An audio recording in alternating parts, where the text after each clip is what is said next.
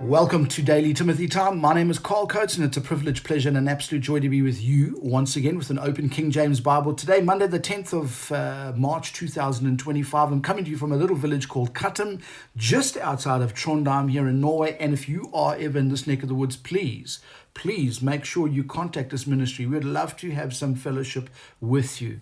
Folks, we're in the book of Genesis chapter 2. Yesterday, we ended off in verse 7, so that would mean we'll pick up in verse 8 today. I'm just turning to the passage. Genesis chapter 2, verse 8. And the Lord planted a garden eastward in Eden, and there he put the man whom he had formed. And out of the ground made the Lord God to grow every tree that is pleasant to the sight and good for food, the tree of life also in the midst of the garden, and the tree of knowledge of good and evil. And a river went out of Eden to water the garden, and from thence it parted and became into four heads. The name of the first is Pison, that is it which compasseth the whole land of Havilah, where there is gold. And the gold of that land is good. There is bdellium and onyx stone. And the name of the second river is Gihon. The same is it that compasseth the whole land of Ethiopia. And the name of the third river is Hiddekel. That is it which goeth toward the east of Assyria. And the fourth river is Euphrates. And the Lord God took the man and put him into the Garden of Eden to dress it and to keep it. Some light commentary, if I may. Light commentary, I know I want to start preaching here, but this is light commentary. In this passage, I just want to draw your attention today to verse 9. There are two trees mentioned here, the tree of life and the tree of knowledge of good and evil.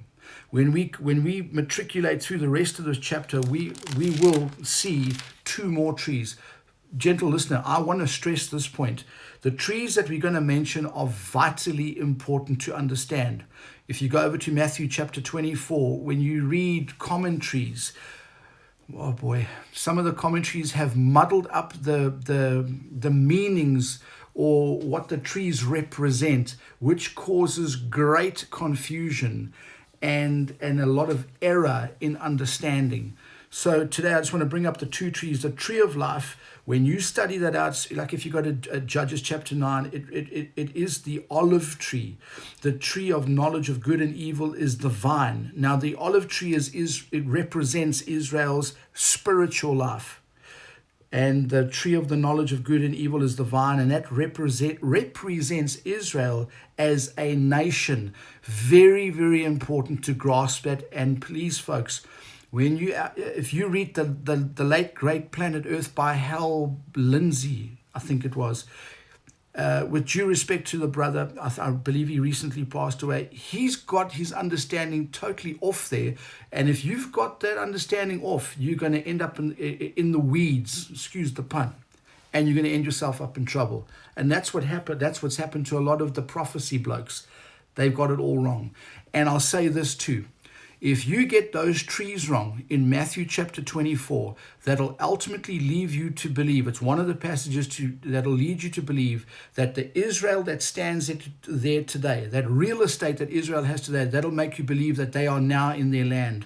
And when you read about, and God formed and planted a garden eastward in Eden. When you understand the real estate of Eden, it is not that small, minute piece of ground that Israel has today. When you study it out and look at what Abraham was to see, we'll get there later on.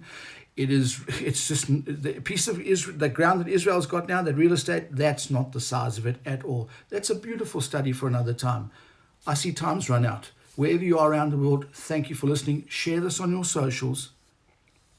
And if you want to support this ministry, you can. Just get a hold of me and I'll tell you how we're going to do it.